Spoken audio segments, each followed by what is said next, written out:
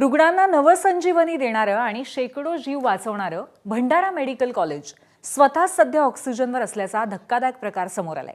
सुमारे 45 वर्षांपूर्वी उभारण्यात आलेली ही 3 मजली इमारत आता अक्षरशः मृत्यूचा सापळा बनली आहे। ही इमारत लोखंडी जॅकच्या आधारे उभी राहिली आहे। अशा धोकादायक इमारतीमध्ये दररोज अगदी लहान मुलांपासून ते वयोवृद्ध यांच्यापर्यंत शेकडो रुग्णांवरती उपचार सुरू आहेत। सुमारे 400 बेड्सची क्षमता असलेल्या या 3 मजली इमारतीची अवस्था अत्यंत दयनीय झाली आहे। लोखंडी सळ्या पूर्णपणे गंजल्या आहेत आणि उघड्या पडल्या आहेत। सार्वजनिक बांधकाम विभागाने या इमारतीला पडण्यापासून वाचवण्यासाठी वेगवेगळ्या ठिकाणी लोखंडी जॉक लावून आधार दिलाय। पण दररोज शेकडो रुग्ण आणि त्यांच्या नातेवाईकांची होणारी प्रचंड वर्दळ पाहता इथे कधीही मोठी दुर्घटना घडण्याची भीती व्यक्त केली जाते। अतिशय ओल्ड बिल्डिंग आहे। 1981 साली ती तयार झालेली आहे आणि आता जवळजवळ 45 वर्ष होतात आहे। तर आता सध्या तुम्हाला खांब दिसतात आहे किंवा ठिकठिकाणी असं प्लास्टर पडलेलं दिसतंय, तर ते पडलं नाहीये, ते जाणून बुजून काढलंय।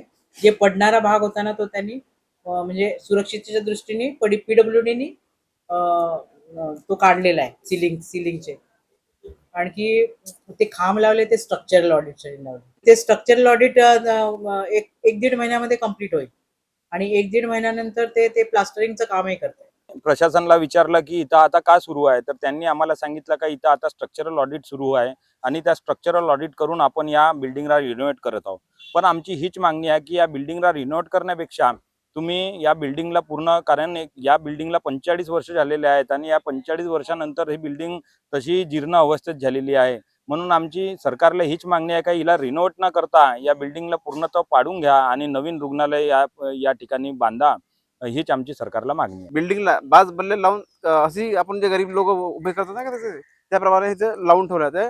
आमच्या म्हणणं की जर आज जर उद्या वगैरे पडली आहे तर याचा जिम्मेदार कोण राहणार? जर ती हे खूप सारे गरीब मुलं किंवा मुली, वयोवृद्ध लोक याचं भरती असतात आणि त्यांची म्हणजे त्यांची जीवाची पर्वा सरकार करणार कोण करणार? आणि या अशा प्रकारे जर रुग्ण इथे राहतील त्याचे जिम्मेदार कोण? तरी शासनाला आमची विनंती आहे की ही जी इमारत आहे तात्काळ पाडून गेला नवीन तयार करण्यात यावी।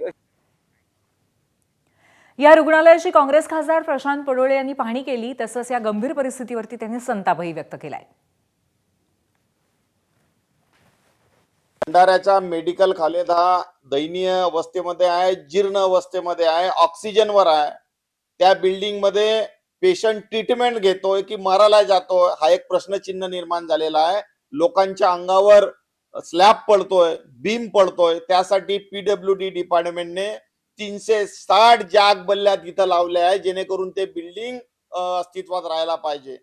माननीय मुख्यमंत्री साहेब या गोष्टीकडे आपण लक्ष द्यावा। पूर्ण नवीन बिल्डिंग बनली पाहिजे, ना की त्याची लिपापोती झाली पाहिजे। एबीपी माझा, उघडा डोळे बघा नीट।